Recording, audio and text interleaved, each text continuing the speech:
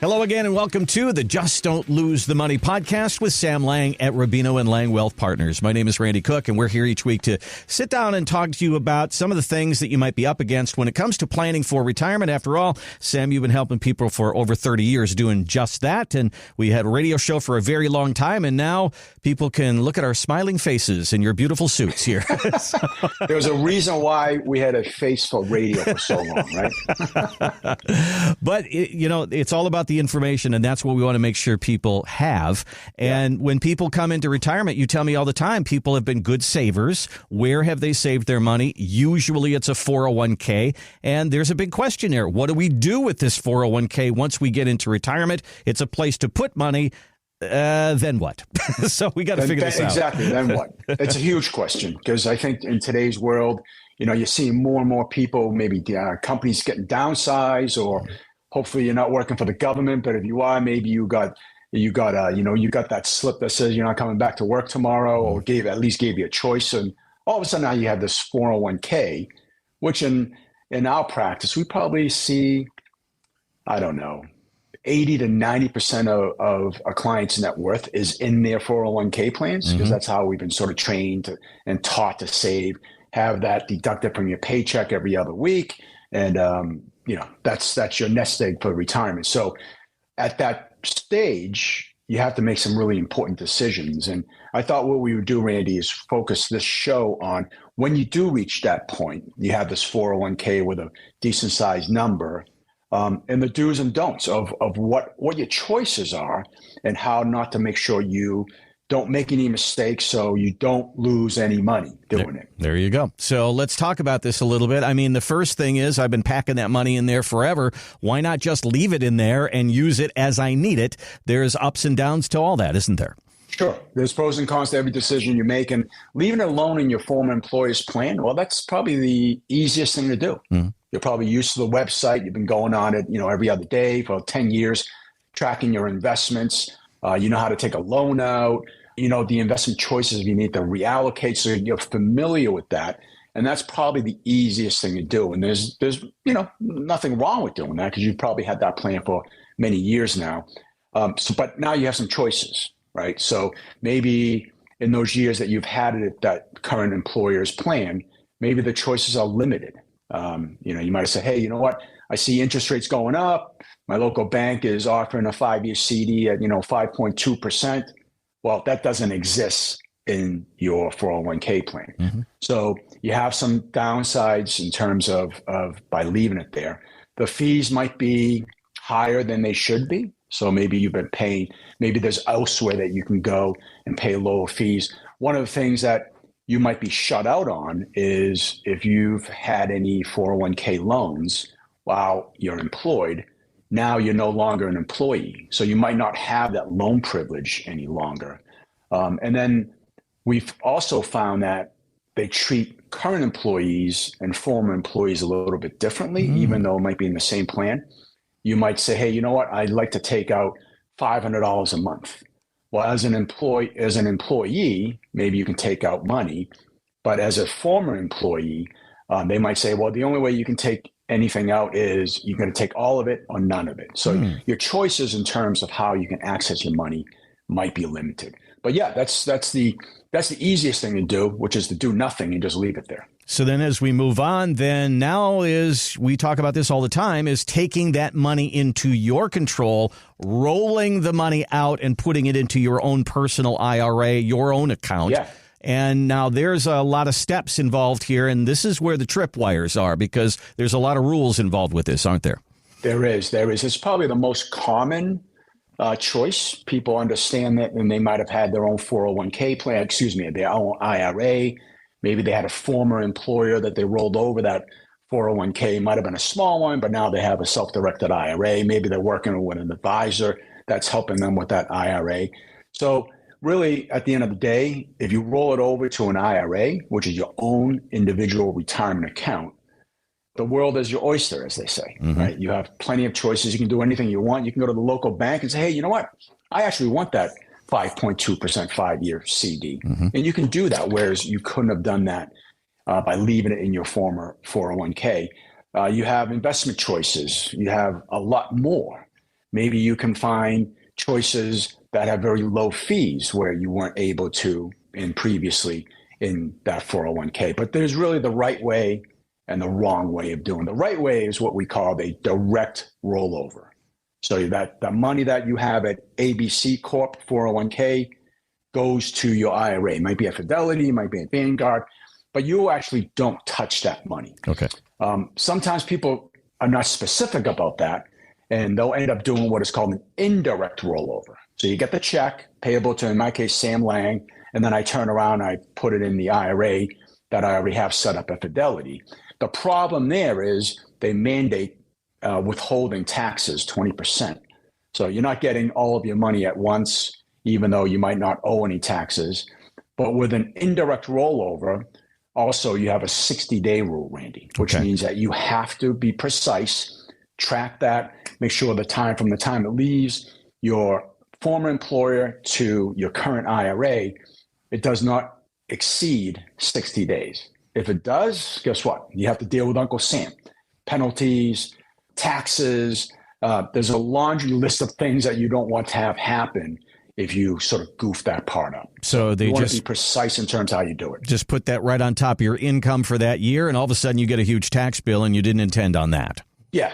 I mean, can you imagine making a mistake on a $7-figure, $1 million 401k rollover? Right now, you got to pay taxes as if you made $1 million that year. So, yikes! Yeah, all right. No fooling, and you definitely don't want to do that. But that's a very common way of really sort of killing a bunch of birds with one stone. One, maybe better investment choices, broader investment choices. Two, it allows you to maybe add money in the future. Whereas if you left it at your former employer's 401k, that choice is gone. You can't add money to that. Maybe lowering fees. Hopefully you're working with somebody that can really help guide you so you have a nice diverse asset allocation. But there's probably more pros than cons in making that election. And one of the things that we find with people who get into this stage of life is there are some great accounts there for you to pull from. And sometimes it gets a little tempting and people will actually cash out their 401k. And that leads to a lot of problems, too. So there's your that's certainly a choice. There's your tax liability. Cash out. Yeah, you can cash out. That's another choice that you can have, which is to say, hey, just give me my money. I've heard people say to me, and even some clients call, hey, I just left such a so-and-so. I'm leaving at the end of the month, and I'm just going to cash out my 401k. They don't really actually mean that. I mean, they want access to that. But sometimes if you actually ask for that by accident, they're going to send you a check, and that's all taxable income. Now, if it's a small 401k, like my son, who's 26 years old, he was at a great job, but for about 10 months, the company actually wasn't doing well, and is unfortunately folding. So he has a small 401k. Now, if he cashed it out, it's probably not the end of the world because, maybe $1,800 in it. But if it's $180,000 or $1.8 million, you don't want to cash it out. That's, severe tax consequences if you do that. So one of the other things about 401ks in some models are you put money in and you have to stay in there for a certain period of time and you get what's called vested. And so that means that the company will make that money completely available to you after a period of time. What if you're kind of in that window there, Sam? That could bring up some problems. Yeah, you just want to make sure you understand the vesting schedule. Like here at Rubino and Lang Wealth Partners, we have also a profit sharing component to our 401k. So if you work for me, you put in $1, we actually match you 100% for the first 3% of that match. But guess what? Well, there's a vesting schedule. It doesn't say, hey, I'm going to give you money and you can leave me 6 months from now and take all of it. So there's a 5-year vesting schedule. Okay. You just want to make sure that you understand that. And if you're going to leave something on the table, you just want to be aware of that. So vesting schedule will come into play on those rollovers. So it seems like such a simple thing to do, but you've identified a number of things that can get you into trouble. Would you recommend people can do this on their own, or they should seek professional advice? They should sit down with you and really find out what's right for them? I mean, people can certainly do this on their own, but at the end of the day, like you said, there's pros and cons to every decision that you make. You just want to make sure you're making the right decisions. I think where we find that people seek out advice and we can bring some value to their situation is, I think for the longest time, as people are working, they're really in that accumulation mentality. How do I stock away the money? How do I make it grow as quickly as possible? How do I get it to be a larger and larger number? And that's great. That's what we're supposed to be doing. But as you're nearing that retirement journey where you're going to actually stop working, not only is making money important, but keeping what you have, or following the name of our show, just don't lose the money. So we want to make sure that we have that component in place, understand the downfalls and the setbacks of when you have a negative year, especially if you're taking out withdrawals. But I think one of the biggest things that we see that people have not done is really pay attention to what they own. With target date funds being as popular as they are, we've seen people come to us that might have had a target date fund of 2020. And here we are in 2025, 2026, and they still have something that's really not working to their best ability. So I think getting advice from a financial professional, whether it's your CPA, whether it's an investment advisor, whether it's a retirement planner, I think it's in your best interest to not only do the rollover portion, the admin part correctly so you're not taxed on it, but to get some good advice so you get a good sounding board, as well as continuing to grow your money, as well as now protecting the money is probably equally as important. One of the things I think is important about what you and I do here is to give people examples of don't let this happen to you.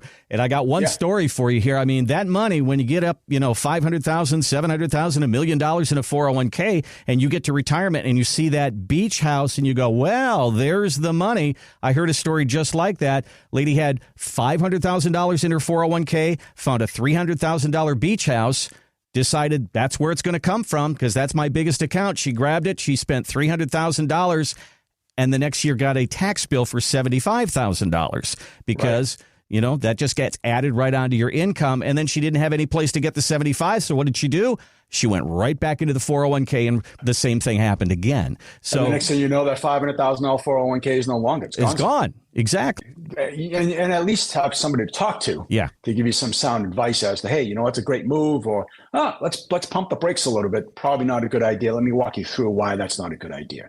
From time to time, we have that same exact issue. People get excited. Hey, I've always wanted that lake house up north. They start looking. They think they can afford it, and they probably can, but maybe not all of the money is coming out of the 401k. Maybe they have some other savings that they can tap into. But yeah, that's why working with a financial professional, I think, is really important. It's so common to have your biggest financial asset in retirement is your 401k. We want to make sure we're handling that correctly, not making mistakes. Sam, on our website, justdon'tlosethemoney.com, up in the upper right-hand corner, it says Start Here. People can click that button. If you're in that situation where most of your money's in that 401k, you don't want to make a mistake like this, tell me what happens when people go to our website. Yeah, it's very simple. So, and justdon'tlosethemoney.com is actually a calculator, an exercise that you can walk yourself through. It's called a PIN, your portfolio income needs. And it will help you sort of determine, oh, listen, this is, I got cash flow, I'm working, that's great. But when I stop working, there goes that paycheck. Now I have Social Security, you might have some rental income. Maybe you're lucky enough to have a pension, but we're going to help you match that up against what you spend. And if there's a shortfall, you're going to actually be able to determine what that shortfall is. Mm-hmm. And then go through an exercise to see what you've saved is going to be enough to last you. Is it 5 years? Is it 15 years? Or is it your lifetime? I think that's a really important exercise to go through. But you can always click on the tab that basically asks for a 15-minute strategy call, which will give you the ability to have a conversation with myself or one of my partners and just have a conversation about, hey, this is where you are. You got some questions. We're here to answer them for you. Sometimes people are looking for additional help, and we can offer that as well. Well, it's so important that as you get toward retirement, you've done a great job saving. You see those numbers in your accounts. And what Sam says, just don't lose the money. So let's sit down and get some good advice on your 401k and all the issues that go with retirement. Give us a look on our website, justdon'tlosethemoney.com. I want to thank you so much for watching, and we'll be here again next time on Just Don't Lose the Money. Ryan Marston and John Conley are investment advisor representatives of Brookstone Wealth Advisors, LLC, a registered investment advisor. Exposure to ideas and financial vehicles discussed should not be considered investment advice or recommendation to buy or sell any financial vehicle. Past performance is not a guarantee of future results. Investments can fluctuate and when redeemed may be worth more or less than when originally invested. Investment financial professionals are not licensed in all 50 states. To find out if Sam Lang is licensed in your state, please call 617-630-8787. Rubino and Lang Wealth Partners is not affiliated with nor endorsed by the Social Security Administration or any other government agency and does not provide legal or tax advice. Annuity guarantees rely solely on the financial strength and claims-paying ability of the issuing insurance company. By contacting us, you may be provided with information about insurance and annuity products offered through Rubino and Lang Insurance Agency, LLC, Massachusetts Insurance License number 1783398.